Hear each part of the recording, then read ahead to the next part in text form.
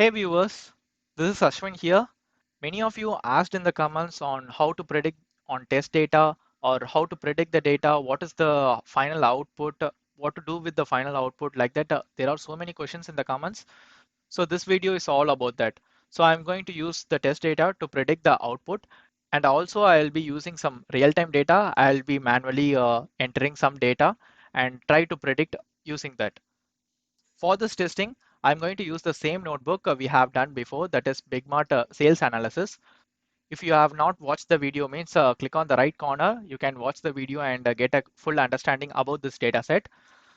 So in this video, I won't be explaining what I have done in this whole notebook. I will be concentrating on how to pre-process the test data and try to predict it. So let's get to the process. First, we will be importing the module.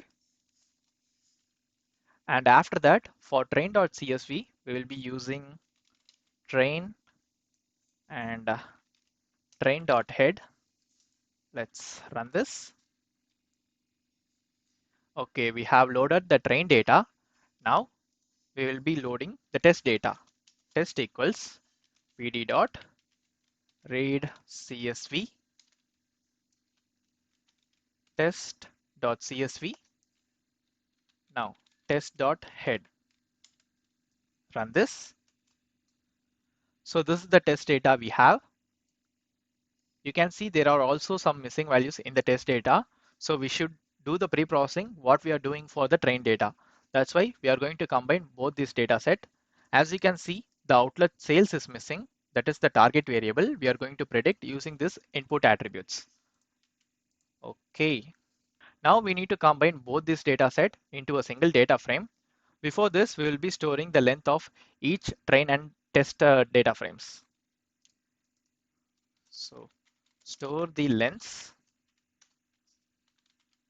train length equals len of train. Now test length equals len of test. Why I'm storing this length is because after we have done all the pre-processing, we need to again split the data set back to train and test. That's why I'm going to store the lengths of this. Run this. Now we need to concatenate both the data frames. Concatenate both data frames. For that, I'm going to use concat option in pandas.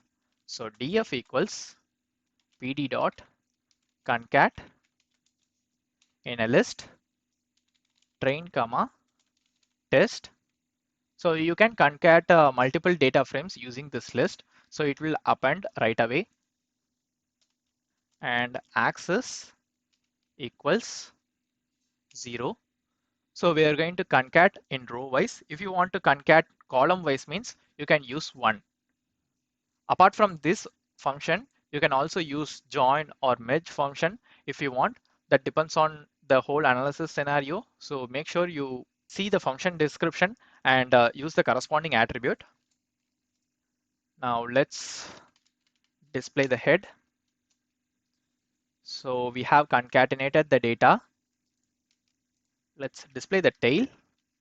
df.tail. So this is the test data we have concatenated. That's why the item outlet sales are null. But in the train data, item outlet sales have some values like this. Let's see the length of each data frame. So print len of train, len of test, and the total length of df. And this, as you can see, it's combined both of the lengths, but the index is not changed. So the index remains the same. Now we have to reset the index of the data frame. So df dot reset index, reset index drop equals true. So it will drop the index, and in place equals true. Place equals true. So in place will apply the changes and retain it. Let's run it now. Now let's check the tail. Now, as you can see, 14,203 and the total length is 14,204. So we have resetted the index. Why I am resetting the index means when you try to fetch the item using the index values means it will show some error if you don't do that reset index operation. That's why you need to do that. Okay. I think for now we can ignore these parts. Let's do the pre-processing now. You need to do all the pre-processing.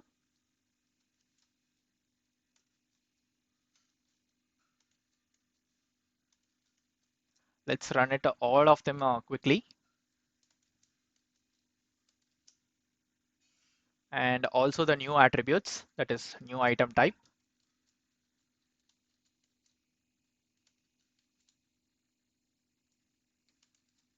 Finally, the df.head will look like this. And we can skip the exploratory data analysis.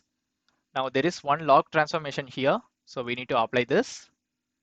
That is for item outlet sales. So we can't apply it now because the test data has some null values in the item outlet sales. So we will apply this later. Be sure to remember this.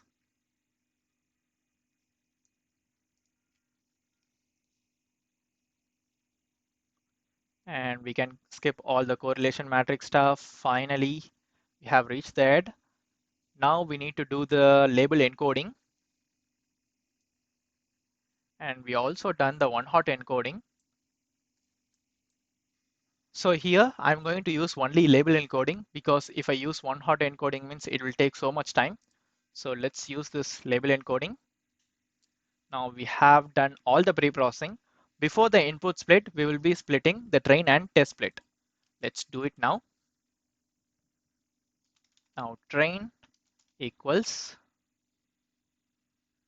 df dot ilock.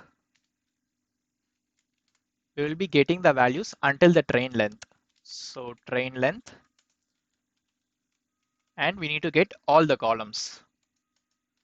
And similarly for test, df dot ilock,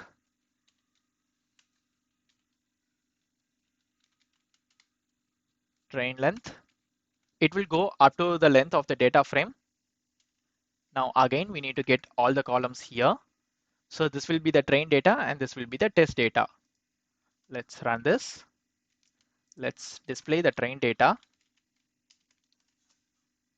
So we have all the data for training and for testing. Test dot head. So for testing also we have all the data. Only thing we need to drop is item outlet sales. So we will drop it quickly. And also we need to drop all these columns. We are not using it in the testing time. So we need to delete all the columns too. Let's drop it quickly. So we will use the same thing here. So instead of df, that is test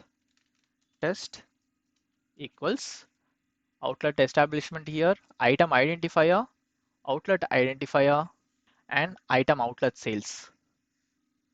I think for now we will leave it as it is. Maybe we can delete this item outlet sales alone.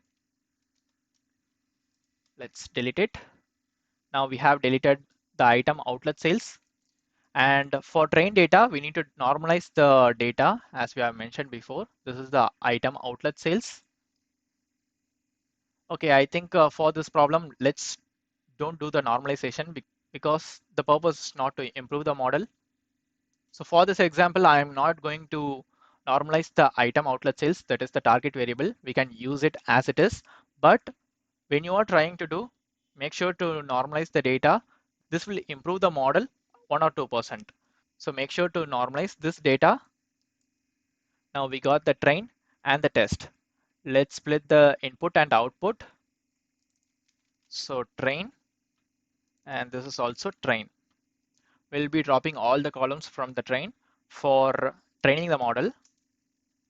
Now for model training, we will run the data set. So we have this much of error because of not normalizing the data set. Let's run it for all the models. It's around, I think, 17 lakh, I guess. Yeah, 17 lakh. Lasso is around 14 lakh. Decision tree is just trained the entire model. That's why it's just got zero MSE. But in cross validation, as you can see, we are getting a bad one. That's why we are using cross validation. I'm just used all the training data to train the model. That's why it's just showing MSE is zero. Make sure you avoid this. Let's go for random forest, extra trees. These two models will take some time. Yeah, it took a little time. It's almost same as linear regression, 17,000, and extra trees also will be similar. Yeah, it got around 14,000. Okay, I think any model we can use for testing. I'm going to use random forest. So this will be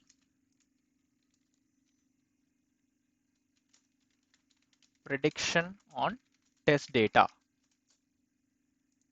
So for test data, I'm going to create another variable x test equals test dot drop. Maybe we can copy that same option from the top.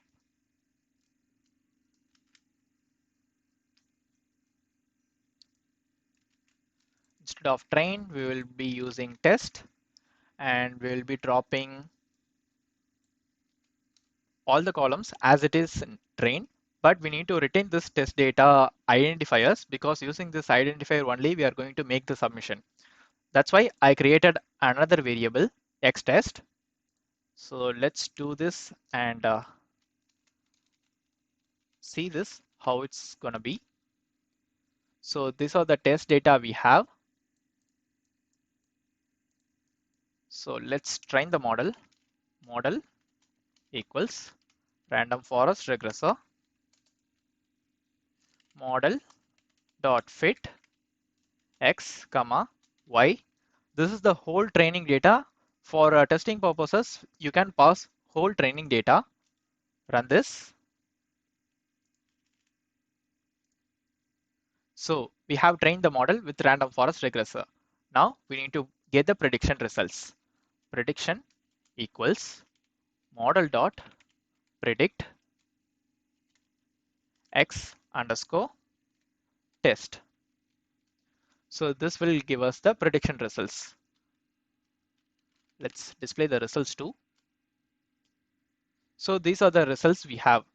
It just truncated the results. These are the item outlet sales we have. So you need to submit these results to some competition events, or you need to convert these results into a CSV format, like a submission format they will provide in the contest. So for that purpose, we'll be creating a separate data frame. So submission equals pd dot data frame. So this will create a new data frame. Now submission of ID. So that will be item identifier. So test of item identifier. I'm going to copy all the identifiers to the submission of ID, and submission of sales equals prediction results. For this item identifier, the corresponding prediction results will be in the submission. Let's display this submission. Submission.head and this. Now this is the test result we have. For this ID, these are the sale we have. Now we need to convert this data frame to a CSV. For that, submission dot to underscore CSV, the name of the file, that will be my submission dot CSV, comma index equals false. Why I am using this index? because if you say index equal to true means it will store these values also. So these values are unnecessary while you are submitting to the contest. That's why I'm saying index equals false. Run this. Now let's see the results. So this is the my submission file. As you can see, for the ID sales we have all the test results. So we have around 5,000 rows. We have results for all this. You just need to submit these results to the contest. So that is for test prediction using the test data set that is generated from the contest. If you want to test it on real time, you can use like this. Let's change it to test on real time data. Let's leave some space. Okay, now we need to test on real time data. Before this, let's see what is the values are containing in xtest file. So x test dot head. So these are the attributes we need to submit to the model. What you can do is you can get the data and convert to data frame like this, and you can subject a single row for test prediction. X underscore test dot ilog of 0. So this gives us the first row. So let's pass this value x test of ilog. So model dot predict. Let's use these values. So I'm going to pass these values for prediction. Let's run this. So they are expecting as a 2D array. Let's give us a 2D array like this. Now we have got the results. So the value is 1666. That's the same value as it is. Let's also manually enter some data, maybe for test purposes. Let's create another list. So these are the values we have to give in order. Let's give the item weight as 15, item fat content as 1. I'll just use some pointers. So 1 point, so it will be in float. Item visibility can be 1. Item type is 12.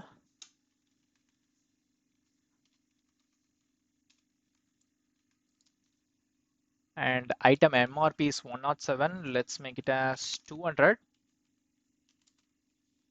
Outlet size is 1. Let's also fix as 1. Outlet location type is 0. Okay, let's use that. Outlet type is 1. New item type is 1. Okay, we can say it as 2 and 2. Outlet is 14. Let's just say 3. Lastly, the outlet, let's say it as 8. Okay, these are the values I got from the user. I'm just directly inputting these variables in a list. So this will consider as a single row. If you want to pass multiple attributes means just put some comma and generate another list. So this will be a two-dimensional list.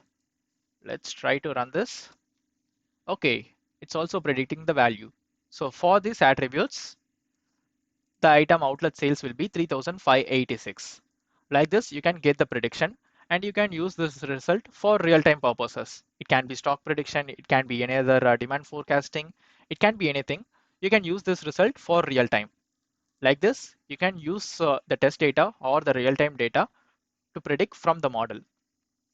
So I think that's it, guys. I have answered all the questions you have asked in the comments.